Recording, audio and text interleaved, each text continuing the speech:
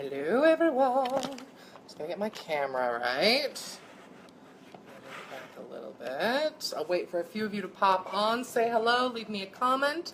Let me know that you're here. Might just back up a smidge. Yeah, that's better. Hi everybody, how are we today?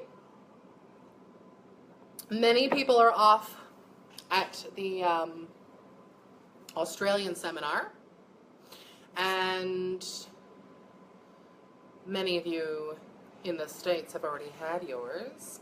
And I did touch recently, just in my last video that I posted onto Yankee Sweetheart's page, sort of briefly I touched on market saturation and potential for growth in the company. Hi Marcy, how you going, doll? So what I'm going to talk about today is I'm going to talk about market saturation and what that means in direct sales and also in the beauty industry in general, and what that means for this company as far as market saturation is concerned in the main demographic countries, so the US, Australia, Canada, etc. And what that means for the company's potential for growth, both short and long term. So that's what we're going to chat about. I'll just wait a couple more minutes. If you've popped on, send me a little thumbs up, send me a little message. I might actually just close this curtain slightly because it's a bit bright in my face. The lighting makes me look glamorous, but it's a bit glary, so it's going to have me squinting a little bit, I think. Okay. Might just do that, and hopefully that will.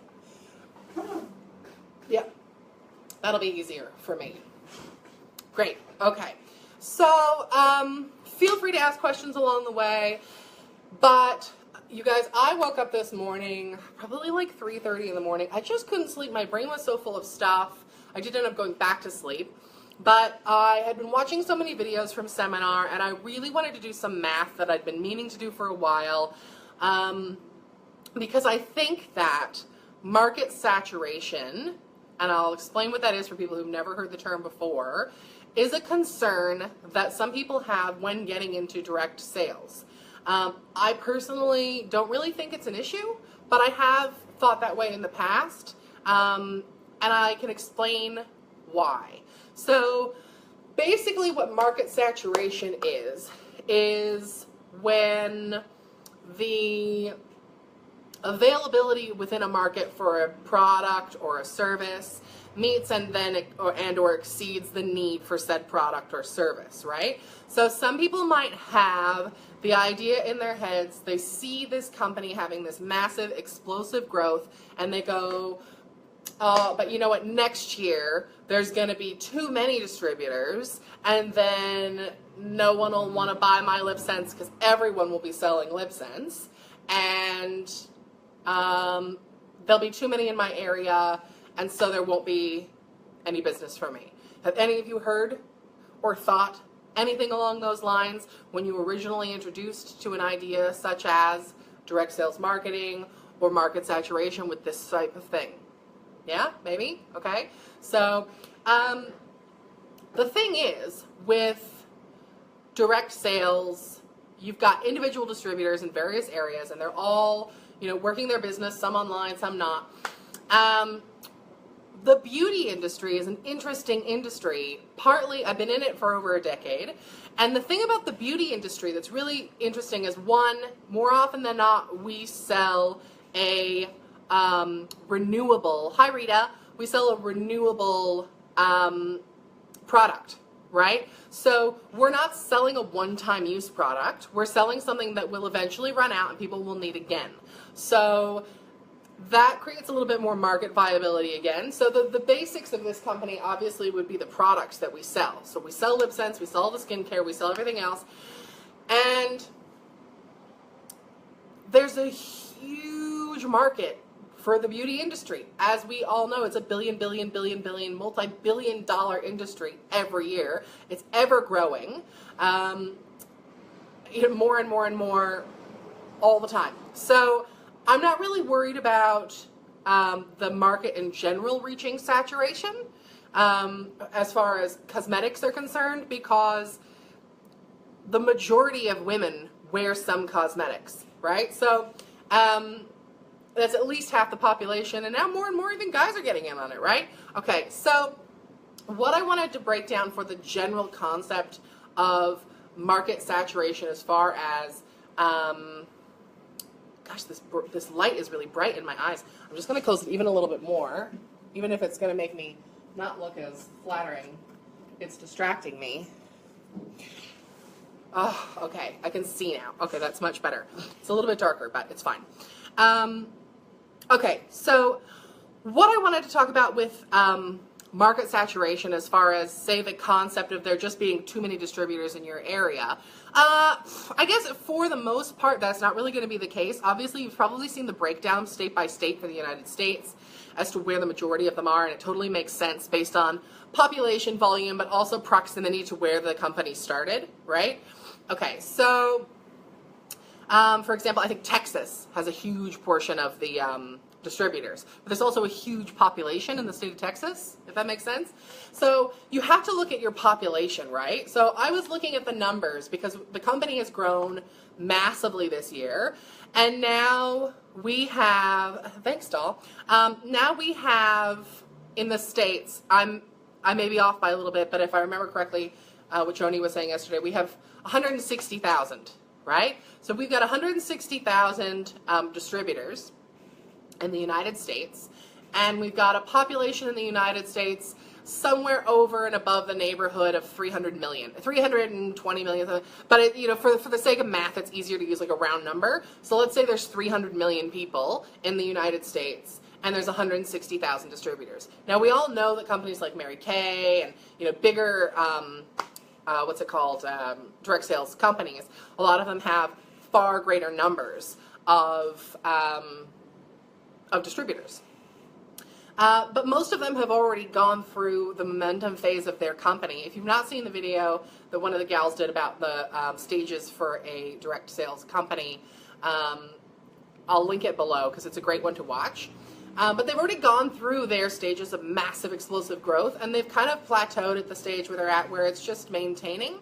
And a lot of companies will sort of hover there unless they continue to innovate. The problem with a lot of companies, once they've exploded and they've started to sort of level off, is if they're not creating newer, better products all the time, right? Because someone else will come up behind them with newer, more innovative products and sciences and all those sorts of things, and start to overtake a portion of that person's market that they've gained. So I don't know if you've seen a lot of their products lately, but they're not really at the forefront of innovation. And one of the things that I'm really excited about is all the talks with Senegence about how they are reinvesting back into more science, more products, more patented ingredients that nobody else is using. There's a reason why you can keep your market demographic if you've got a product that isn't being replicated by everybody else that they can't pick up anywhere else. And the more new products you're doing like that, the reason I think they're branching into nail care and hair care and, you know, all sorts of other stuff down the track is because there's huge branches of the market that they've yet to pour into and untapped, potential for the products that they can offer with new technologies.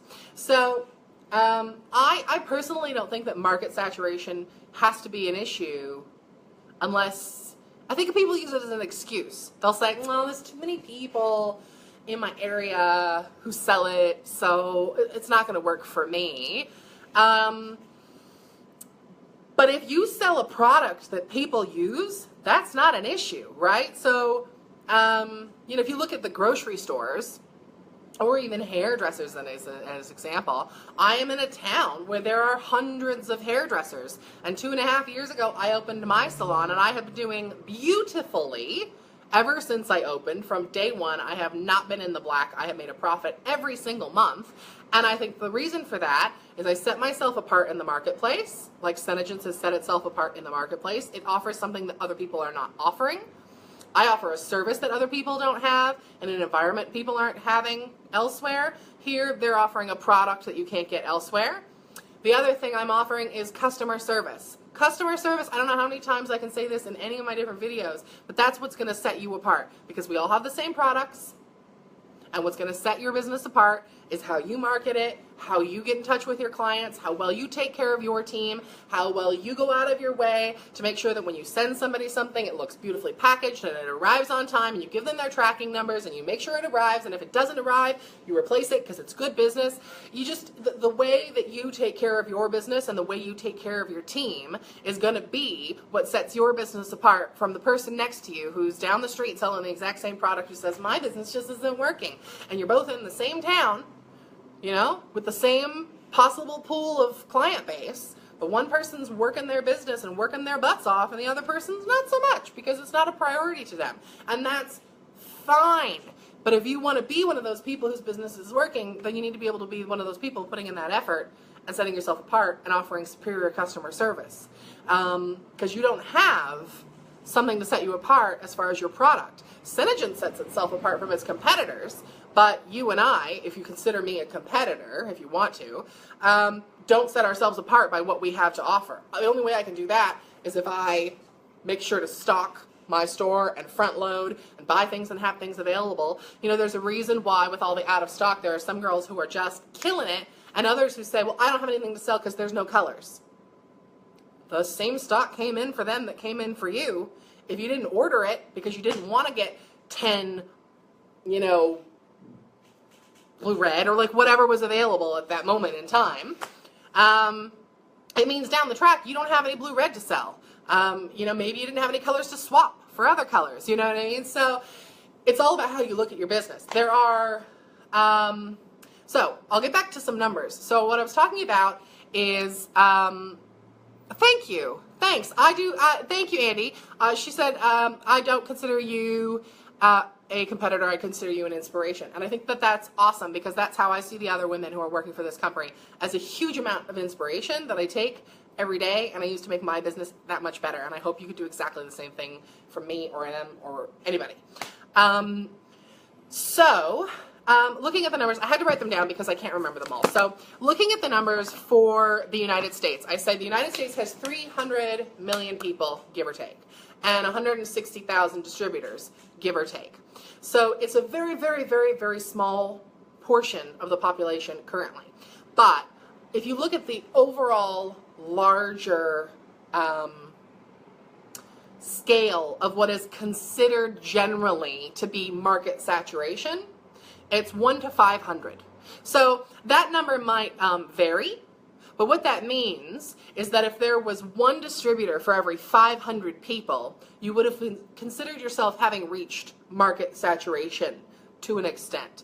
But I think that those numbers are going to be a lot skewed as well because all of our distributors are not distributors who are running their business.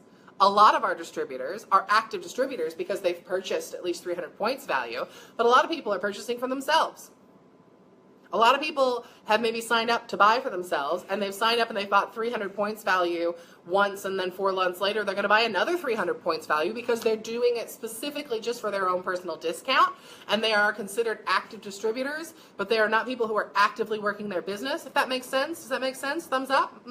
So the portion of people who are actually distributors versus active distributors, what I would consider someone who's actively working their business and trying to build a team, are going to skew the numbers a little bit. Yeah? Okay. So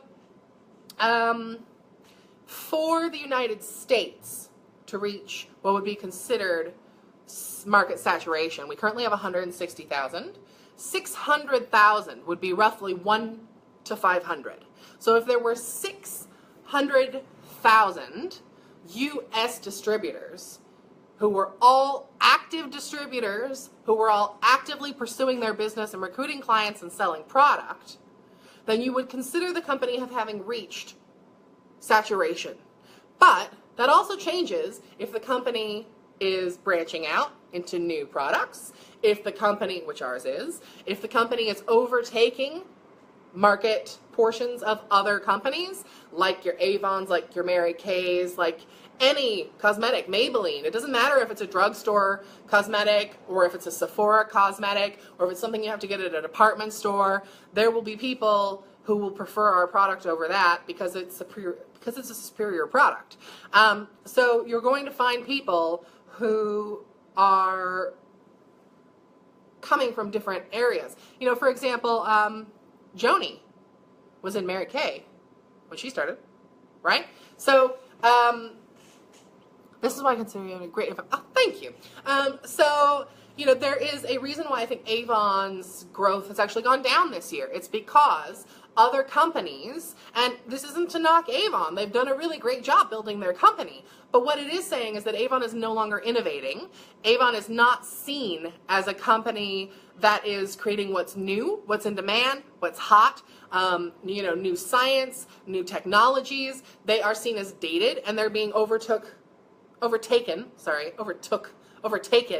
by other companies that are providing a better, newer, faster, stronger, better, newer, faster, stronger. Okay, right? So that's just what happens in the world, in business, in life. You know, it happens. Younger generations come up, they invent new stuff, their stuff is cooler than what was there before, and it gets overtaken, right? So there's that. So you have to factor in what percentage of your distributors are actually active business building distributors? What percentage of the market is being branched out into and overtaken from other businesses? The fact that it is an ever-growing industry, so it's a renewables industry. It's not something where people are going to purchase it once, like a house or something, and then hold on to it forever. They're going to purchase it, and then they're going to purchase more, and then they're going to come back when it runs out, and they're going to get more of that. It is also based on population, which, as we all know, isn't slowing down, it's growing. So if you look at projected demographics as well for, you know, I'll break down my area for you because there are projected demographics for population growth in my particular town, and I'll show you why not only is it a matter of, you know, numbers in population, but it's also numbers catching up with population growth and so on and so forth, right? Okay, so in Australia, right, so currently in the United States, I'll break it down one more time, 300 million people, 160,000 distributors, which is almost all new distributors, by the way. And let's all remember that of those new distributors, not everybody is working their business. Some are there for personal use. Not everybody is going to make it through the hard times that are currently going on with out of stock. There will be a lot of people who say, it's not worth my effort. It's too hard. I don't want to do it, and give up. It's just the way of it. There are going to be people who are kind of naturally cold because they're not willing to put in the effort to make it through the, you know, the growing pains, as it were, unfortunately, but fortunately for the people who stick around, right? Right. Okay. So, if you look at the Australian market, because things tend to get to Australia a bit later than they get to the United States, Senegence being one of those things. Hold on a moment. Okay. Australia is a smaller market. So Australia has a population of 23 million people, roughly. A little more than half the state of California. So comparatively, we have a considerably smaller pool of people. Now, the Australian market is really interesting, partly because the product is newer here, and we're a little bit behind the United States. So we have approximately 3,000 active distributors. So those are people who are either buying enough stock for themselves or actively working the business, one of those two. So we have approximately 3,000 and a population of approximately 23,000. So if you do the math for that, we have roughly, population-wise, 1/15 the amount of distributors per population, per, what's the word I'm looking for, per capita, that the United States does. So for us to be able to catch up with the United States and be at the level that the United States is currently at, we would need to have 15 times as many distributors as we currently have, right? And they would need to have roughly at least 6 times as many distributors as they currently have to get anywhere close to market saturation if market saturation wasn't an unfixed, movable thing.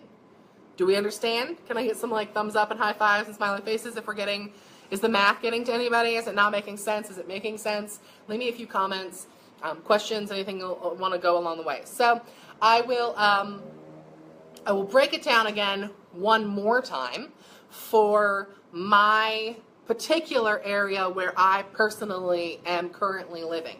So I live in a town called Geelong, and the Geelong Surf Coast region has a current population of hovering somewhere in the neighborhood of about 250,000 people.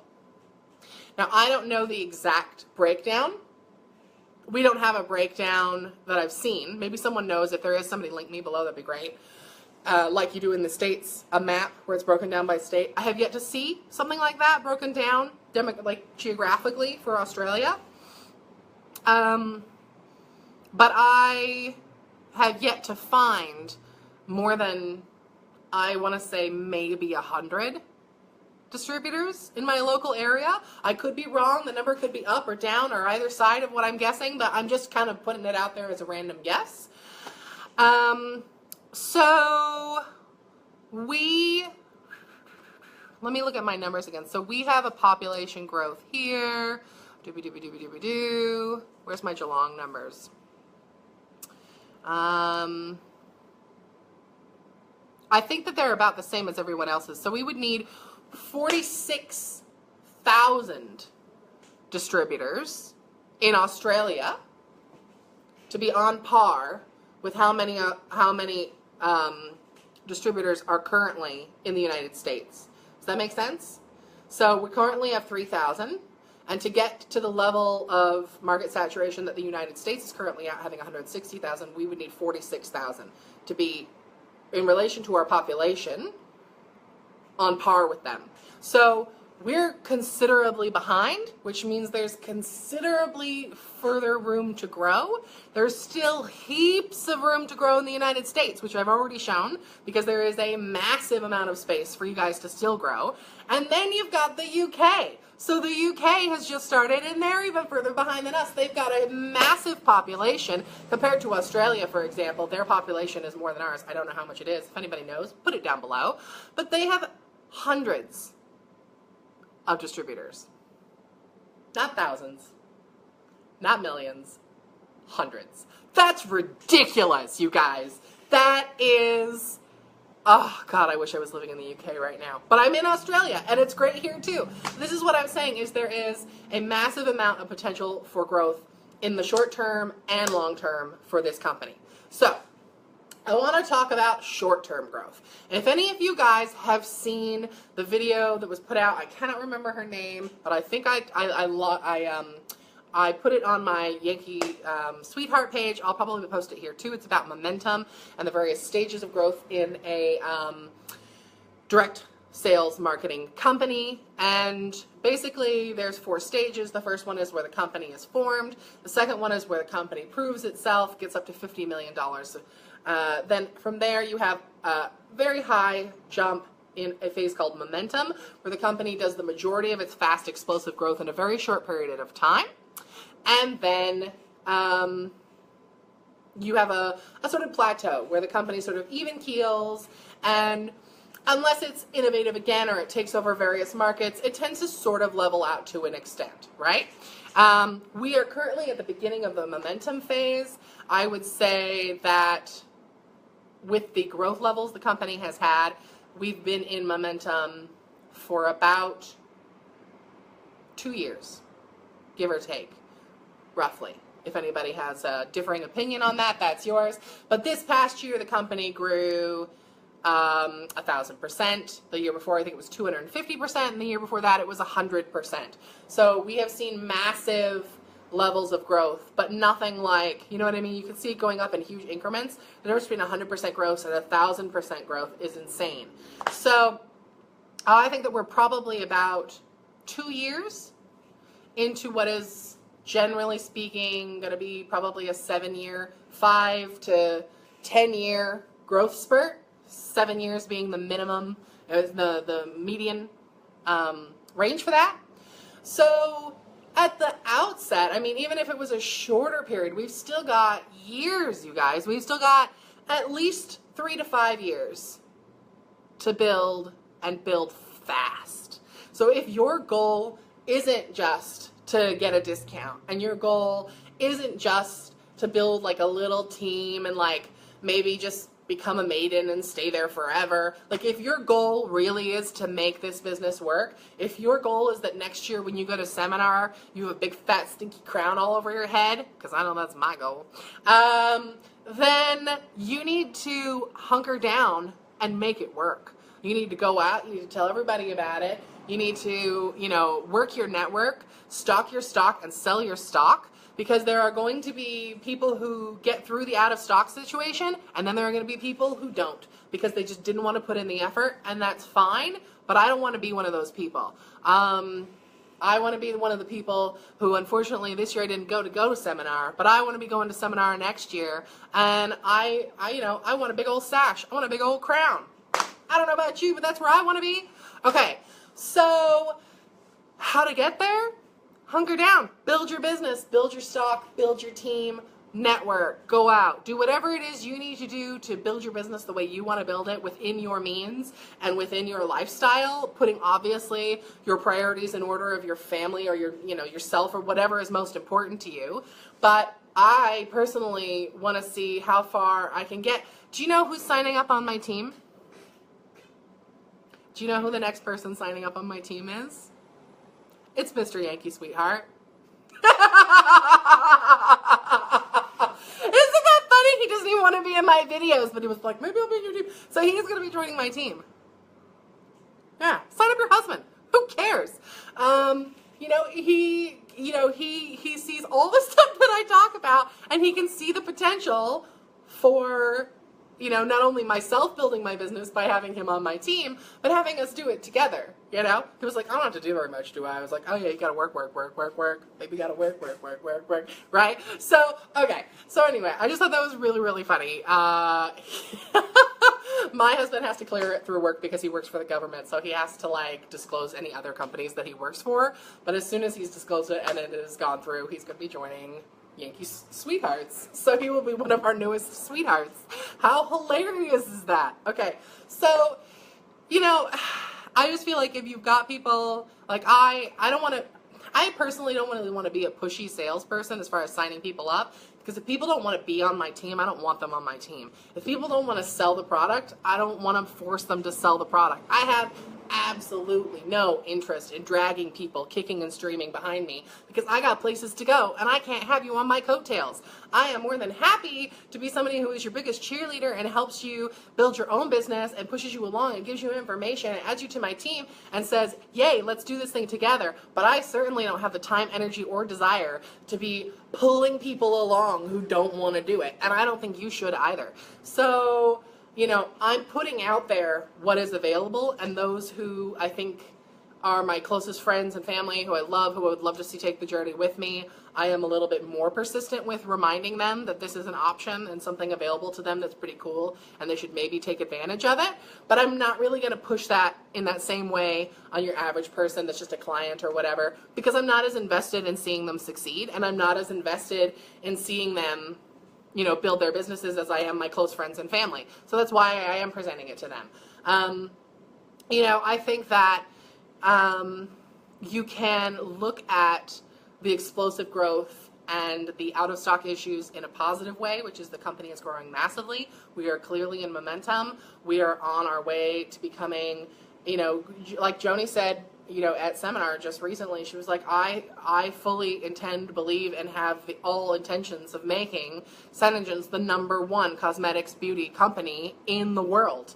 And I believe her. And I am not a gullible person. I'm a very intelligent, educated woman who researches stuff before I do it. And I have to say, I don't think she's just talking out of nowhere. She's putting her money where her mouth is, and they are investing back into this company. There are, I'm sure you have heard the expression a cash cow, right? Okay, a cash cow is a product or a service or a whatever that a company creates that then becomes so popular for them that they don't need to advertise it anymore. Coca-Cola, I'll use as a really good example, right? So Coca-Cola is so well known in like large parts of the United States. If you want a carbonated beverage, you just say, "Can I have a Coke?" You're not even ordering a Coke. It's just the word for like a carbonated soda beverage, right? Okay, so so that's really good marketing. Like Kleenex being synonymous with a tissue, like parts of the United Kingdom where people say they're going to hoover the floor when what they really mean is vacuum, because Hoover has taken over that industry and just done so well. You know what I'm talking about? Okay, so these are products that are considered a cash cow for that company. They don't need to advertise it anymore. The reason why Coke advertises is not because they need to. Nobody doesn't know about Coke, right? Everybody knows about Coca-Cola. Coca-Cola, the actual physical drink Coca-Cola, is considered a cash cow product now. What it is it's a product that no longer really needs to be advertised to be consumed, right? Okay, so then they can take the money that they receive from that particular product and reinvest it into all the other things that they're intending to do for their company, because they are crazy diversified. If you ever look and see what is under Coca-Cola, they have heaps of different stuff under the Coca-Cola umbrella, but you wouldn't even know it was Coca-Cola owned, right? Okay, so the same thing could be said for LipSense. LipSense is Senegence's cash cow. That's my opinion. LipSense is the product that is synonymous with Senegence. People don't even know that Senegence is a company. Now, that's not to say that Senegence isn't out there, but a lot of people think that the name of the company is LipSense. Am I right?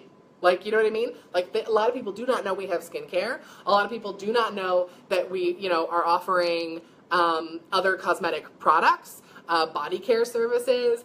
People know we have LipSense, and then they go, "What? There's all this other stuff? That's crazy!" And our skincare is a better seller than our LipSense. Because science. Okay, there is crazy awesome science in our products, and this is the stuff that gets me really psyched. Can you tell how psyched I am? I'm psyched, you guys. Okay, so LipSense is the product that is seen everywhere. LipSense is the product with this on the YouTubes. LipSense is the product that is taking over your Facebook feed. LipSense is a cash cow. LipSense is a product that is getting to a point, because everybody advertises it, right? It's getting to a point where it's starting to get known, more known. Oh yeah, I've heard of LipSense. Oh yeah, I've heard of LipSense too. By the end of momentum, right? So in 5 to 7 years, ain't nobody not gonna know what LipSense is, right? But there's still going to probably be a huge amount of people who don't know what Senegence is, who haven't figured out that we have other stuff. The percentage of people will be lower because more people will have figured it out, because there'll be more distributors and there'll be more people. It'll be great. But I feel like LipSense is that product that is allowing them to take the money, right? Because we are selling millions of tubes of LipSense every day, and take that money from that one particular product, which is its most well-known product that it is synonymous with, and reinvesting it into science, reinvesting it into hair care products, reinvesting it into nail care products, reinvesting it into more patents on more products that ain't nobody else gonna have. That's awesome. They're also reinvesting it in the technology side of things, which is why we have more tech people, which is why they're working on our websites, which is why they're working on our phone apps that we just got. How awesome and amazing is that, right? So they are reinvesting the money from a product which is already making them a ton of money, which needs less and less and less and less of their attention to advertise. And anyway, we're the ones advertising it for them. That's why we make commissions. And they're reinvesting it because they don't want to go through momentum and plateau off and just stay there comfortably for an extended period of time before someone else comes up behind them and overtakes them, because they're innovating and they're creating new products and they're doing something better than we're doing. Because science is ever progressing and new and more exciting things are being found all the time, which is why they want to go through momentum, hit their phase, hit their stride, and they go, look what else we invented. Look what else we invented. Look at us. We're at the forefront. We're inventing stuff all the time. How awesome are we? And just keep going up from there. So, yeah, I don't know if you guys can tell, but I'm really excited about it. So, yeah, anyway, so putting that out there. I think I'll probably share this video on my other Facebook page as well, just because I think it's useful for people to see, and I think it's useful for, I might put it onto YouTube as well. But I just think, you guys, this is only the beginning of what can be even more better stuff going along. So I'm very excited about it. I hope you're very excited about it.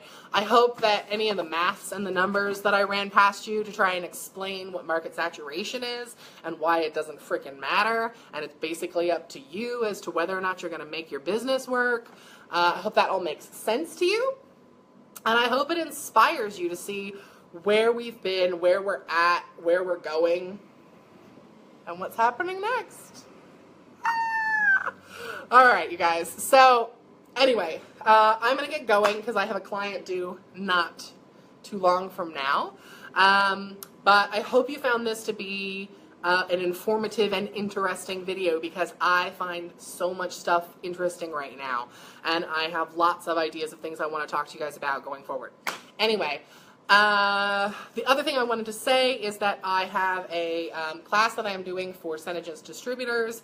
I'm going to be doing it here. It's going to be very small numbers because of the limited space, but I am going to try and live stream it into this group so that you guys can watch. It's going to be on pinup makeup using Senegence products on Sunday the 28th of May, which will be Saturday for some of you. So I will post about that before, so if you guys want to tune in and watch it live, you can do that too, or you can watch it later. Anywho's, I'm going to get back to work. I hope this was something to give you guys a little bit of inspiration to kickstart your day, and I'll talk to you again soon. Bye!